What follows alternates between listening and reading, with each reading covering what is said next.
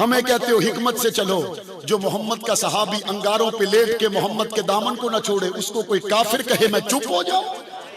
जो हुजूर के सहाबा रेत पे लेट कर हुजूर का साथ न छोड़े, अगर वो मुसलमान नहीं तो दुनिया में मुसलमान कोई नहीं है। जो हुजूर के लिए हिजरतें करे और पाक पैगंबर की मोहब्बत में तन मन धन पूरे कबीले दुकानें सब कुछ छोड़ दे, अगर वो मुसलमान नहीं तो दुनिया में कोई मुसलमान हो सकता?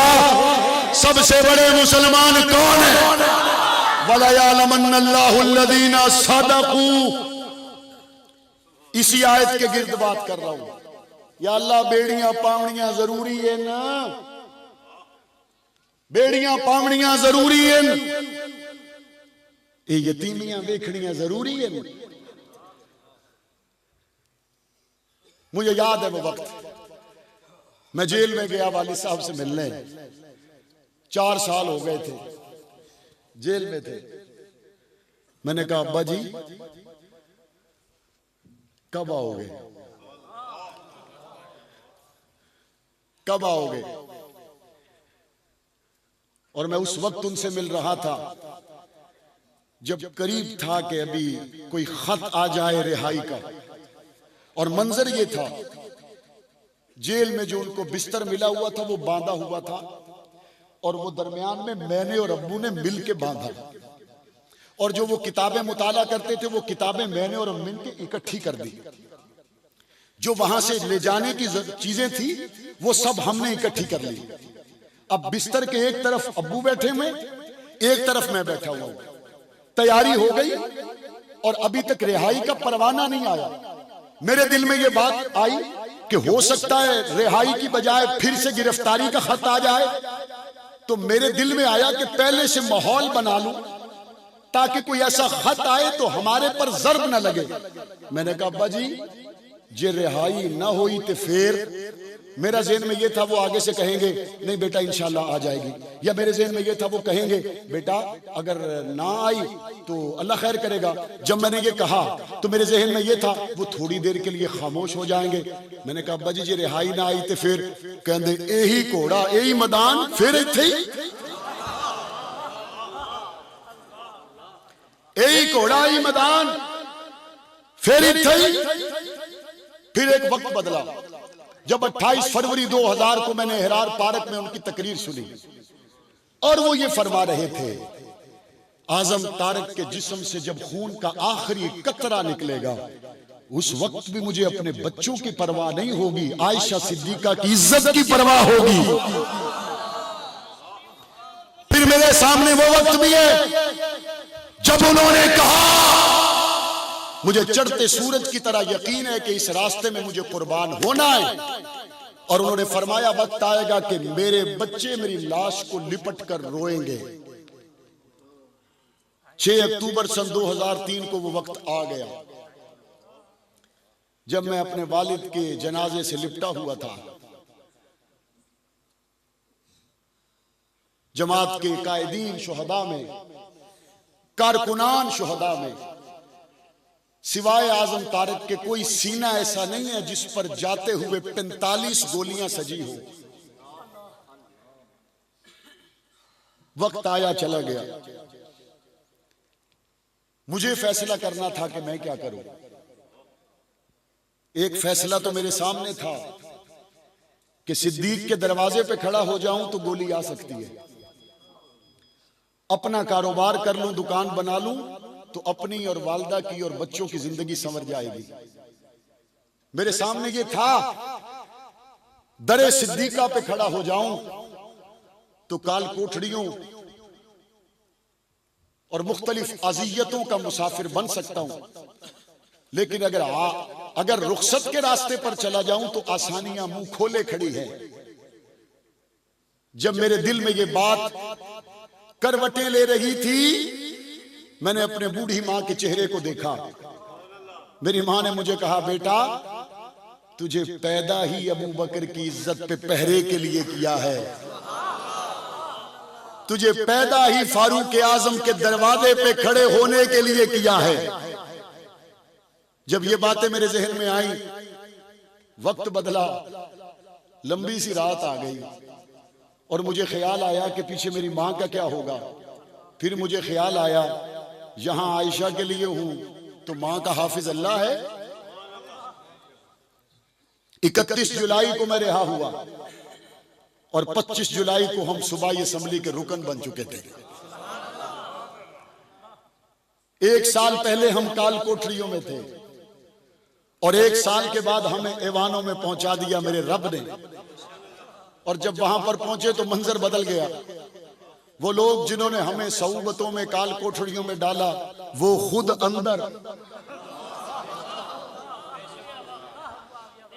अंदर मुझे लोगों ने कहा ये क्या हुआ? मैं कि तोनू के लगदा सदा दे हिको जहरान दे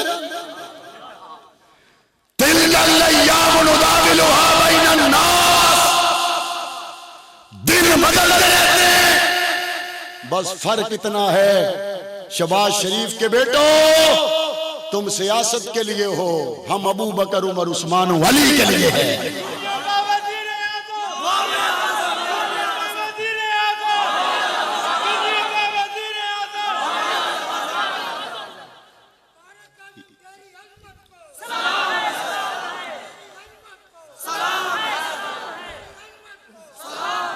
हम जब असम्बलियों में पहुंचे लोग मैनू बड़ी सलाह दित्तियां। उन्हें क्या मौलाना साहब हुण तुसां आ गए हो असम्बली दे विच, इत्थे हुण गल जरा होर हिसाब नाल करिया है, तुसी हुण सियासी हो गए हो। मैंने कहा कौन सी सियासत और कौन सी सीट की बात करते हो? पीपीए 126 से हासिल होने वाली एमपीए की सीट की बात है। खुदा की कसम ऐसी करोड़ों सीटें आयशा के दुपट्टे की हवा पे कुर्बान है। हम असम्बली में पहुंचे, हमने असम्बली में पहुंचकर अल्लाह की मेहरबानी से आपकी दुआओं से वो बिल पेश किए कि बिल से वो बाहर आ गया। हमने वो बिल पेश किया कि वो बिल से बाहर आ गया। और जब वो बिल से बाहर आया तो मेरे साथ बिल पेश करने वाले अराकीन ने कहा जब तक बिल में था हमें पता नहीं था, बिल से निकला है तो हमें पता चल गया। मैंने कहा अच्छा तुम बताओ तुम्हें क्या पता चला? उन्होंने कहा हमें ये पता चला है हक नवाज ठीक कहता था, आसान तकराहू शैया वहुवा खैरुल लकुम। कई मर्तबा बज़ाहिर चीज मुश्किल होती है, उसके अंदर से खैर निकलती है। मुझे सिर्फ एमपीए नहीं वजीर मिले, एडे भेड़े इतने गंदे त्रोट मोए खल्ला ही ने इतने गंदे बंदे ने सान तो पता ही कोई ना लाख दिए इन्हां दे हालात हैं। मैं कह तुहानू पता कोई ना, असा तो 35 साल तो तुहाकू दसेंदे वदे हैं खल बकरी दी विच खिंजीर लुका खड़ा,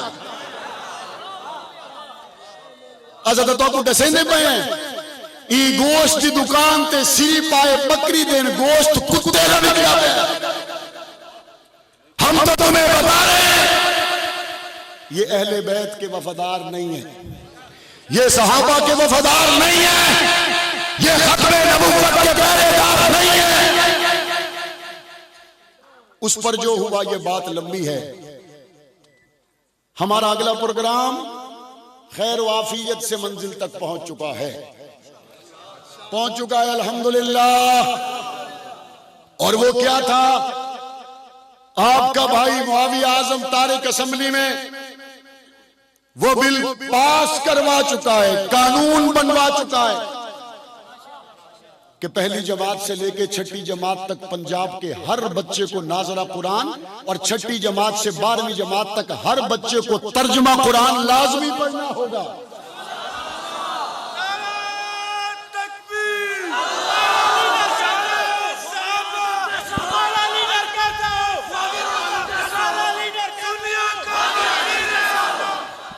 मुझे लोग कहते हैं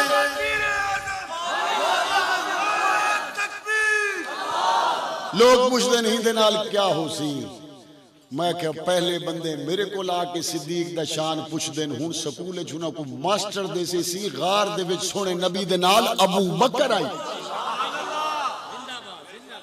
पहले असा तुसा दसेंदे आसे, पहले वसे विच गालियां होंदियां, उलमा दसेंदे आन, कुरान दे कारी दसेंदे आन कि आयशा दा शान क्या है।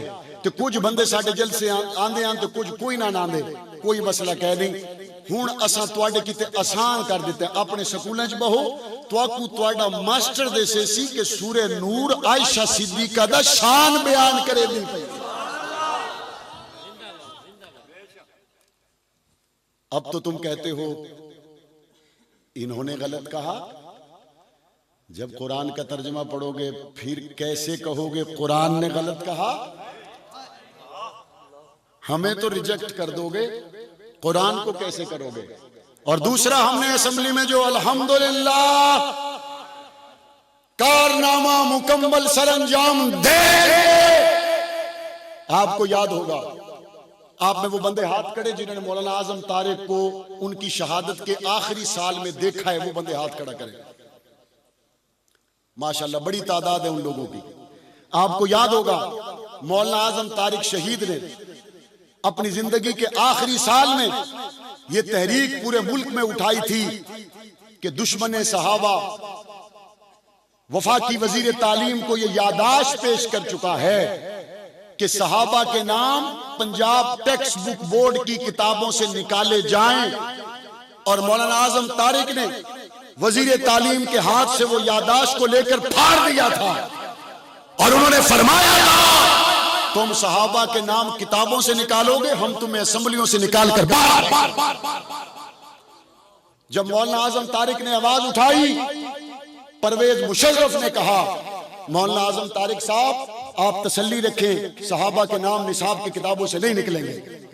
मौलाना आजम तारिक शहीद हुए, 17 साल तक आप तकलीफ में रहे।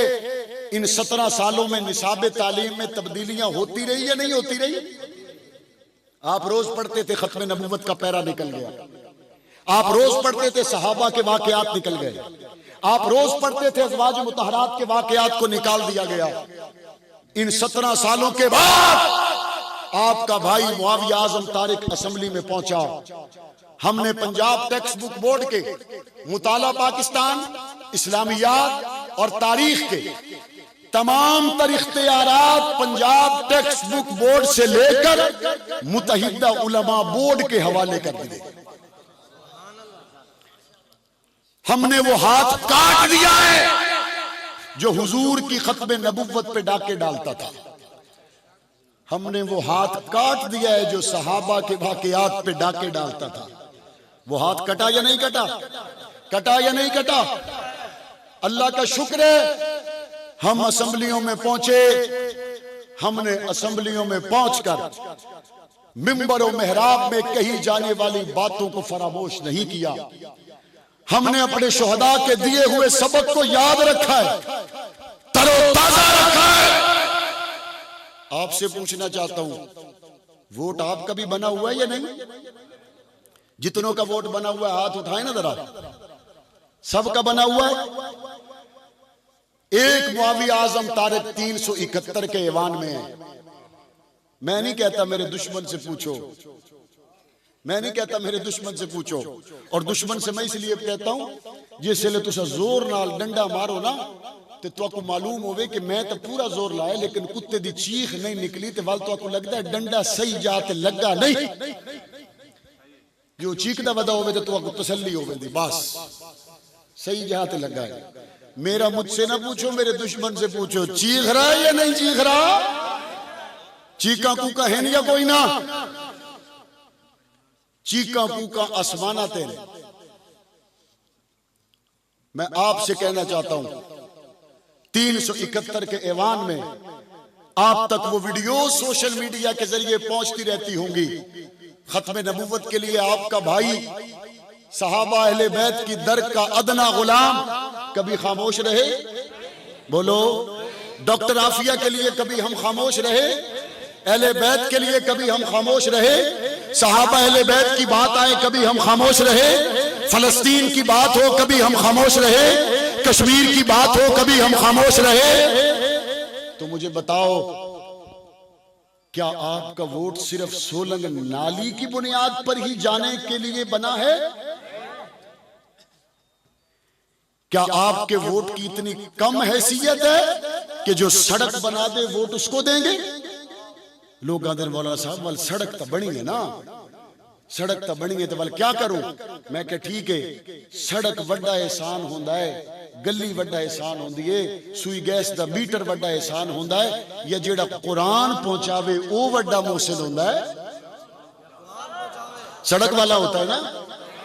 जो नहीं बोल रहे वो शायद यही कहते, सड़क वाला होता है ना, गली वाला होता है, नौकरी वाला होता है, सुई गैस वाला होता है। तो कुरान पहुंचाने वाले कौन है?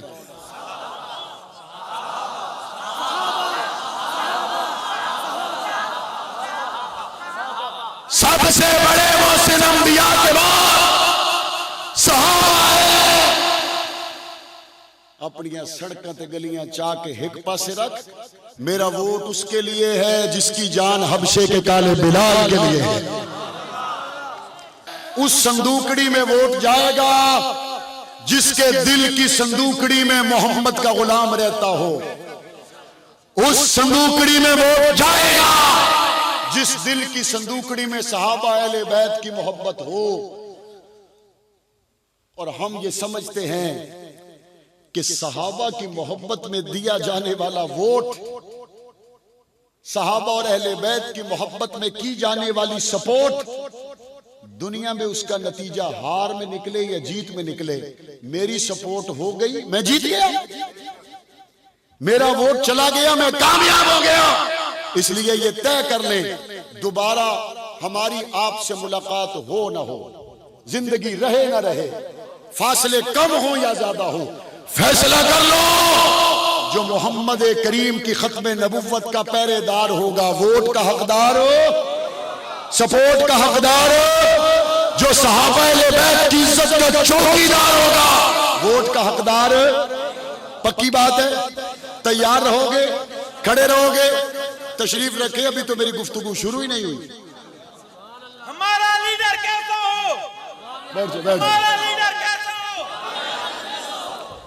आखिर में तो तशरीफ रखे, आखिर में आप दोस्तों से ये कहना चाहता हूं,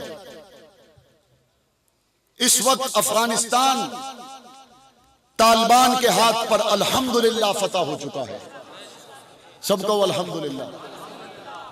और हिंदुस्तान रो रहा है और पाकिस्तान खुश है या नहीं? और हिंदुस्तान के एजेंट जो पाकिस्तान में हैं, वो इस वक्त पाकिस्तान को कमजोर करना चाहते हैं, मुख्तलिफ रास्तों से, हीले बहानों से। इन दिनों में वो बतौर खास तखरीबकारियां, कभी सहाबा की गुस्ताखी की शक्ल में, कभी अहले बैत की गुस्ताखी की शक्ल में, कभी मुल्क के अंदर धमाकों और गोली की शक्ल में जारी रखे हुए हैं। आपने मुल्क में बदअमनी फैलाने वालों के खिलाफ अपने मुल्क के सलामती इदारों का साथ देना है, दोगे? अपने मुल्क की पुलिस का साथ देना है, दोगे? जो शख्स सहाबा की गुस्ताखी करे उसके खिलाफ आपने फिलफौर कानून का दरवाजा खटखटाना है। आपने कानून के साथ, कानून नाफिज करने इदारे वालों के साथ ताउन करना है। और हम इंशाअल्लाह जिंदा रहे, सहाबा की मोहब्बत में मौत आएगी, सहाबा की मोहब्बत में। आप जवानों से इतना कहना चाहता हूं, उठ शेर मुजाहिद होश में आ, तामीर खिलाफत पैदा कर, क्यों फिरके होता है, अब एक जमात को पैदा कर, तू भी तरक्की दुनिया में, असबाब तिजारत पैदा कर, कानून की दौलत ठुकरा दे, उस्मान की दौलत पैदा कर। इस्लाम के दर तू बढ़ता है, कुफार से भी क्यों डरता है? या तो इस्लाम का नाम ले या शौक शहादत पैदा कर। दिल से ये कह करा, घबराए ना, हालात बदलने वाले हैं, जो कांटे बनकर आए थे वो लोग मिलने वाले हैं। मजलूमों की आहों ने शोलों की रियायत पहनी है, ये चार सैयादों को अब सड़ने मिलने वाले हैं। हिम्मत की तूफानों में जज्बों को हमारे छीन सके, जितना हमसे रूठोगे हम और